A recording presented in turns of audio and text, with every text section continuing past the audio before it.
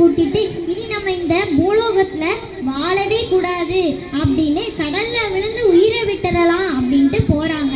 அப்பதான் முருகப்பெருமான் என்ன பண்றார், அர்ச்சகர் வடிவில கையில ஒரு தாமரை மலரோடு வர்றார்.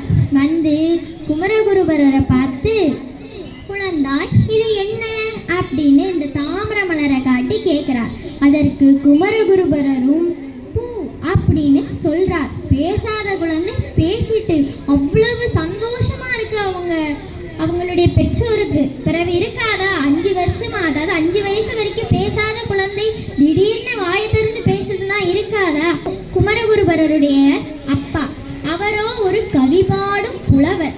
தன்னுடைய மகனால பேசக்கூட முடியாது அப்படின்னா எவ்வளவு மனம் கஷ்டமா இருக்கும். அப்படி இருக்கிற சமயத்துல தன்னுடைய மகன் வாயை திறந்து பேசினான்னா எவ்வளவு சந்தோஷமா இருக்கும்.